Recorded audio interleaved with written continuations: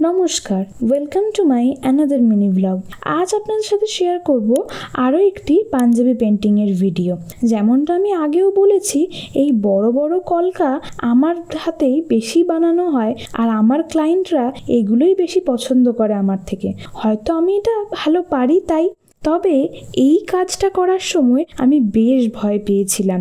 আমাকে এই অর্ডারটা যে দিয়েছিল সে আমারই বান্ধবী, সে আমাকে অভয় দেয় কি না তুই কর, কোনো সমস্যা নেই।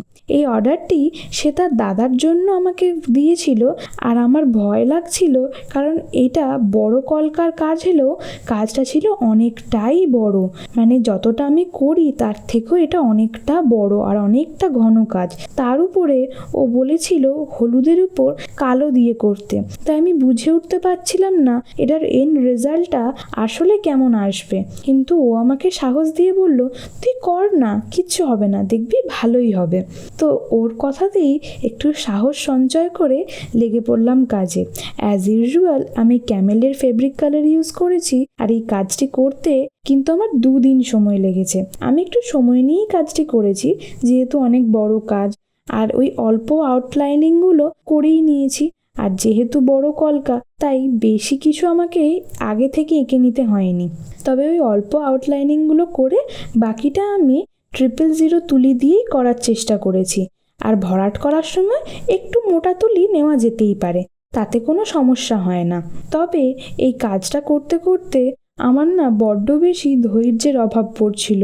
ওই যে আগেই বলেছি, বেশি বড় কাজ আমি একদমই নিতে পারি না, কারণ আমার সত্যিই ধৈর্য কুলায় না।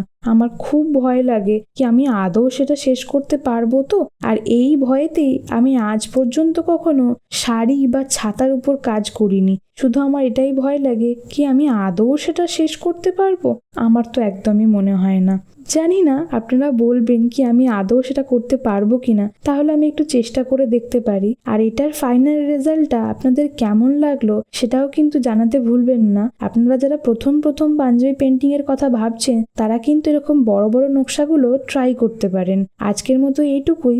ভালো লাগলে প্লিজ কমেন্টে জানাবেন আর একটা লাইক এবং সাবস্ক্রাইব করে আমার পাশে থাকবেন, আমাকে এগিয়ে যেতে সাহায্য করবেন এবং আমাকে অনুপ্রেরণা যোগাবেন। আপনাদের এই একটা লাইক আমাকে কিন্তু আরও ভিডিও বানাতে, ভিডিও এডিট করতে, ভিডিওতে ভয়েস ওভার দিতে অনেক বেশি অনুপ্রাণিত করে। তাই প্লিজ আমার পাশে থাকবেন আর অবশ্যই আমার ভুল ত্রুটিগুলোও কিন্তু আমাকে কমেন্ট করে জানাতে একদম ভুলবেন না। আজকের মতো এইটুকুই। দেখা হচ্ছে নতুন কোনো ভিডিওতে। সকলে ভালো থাকবেন।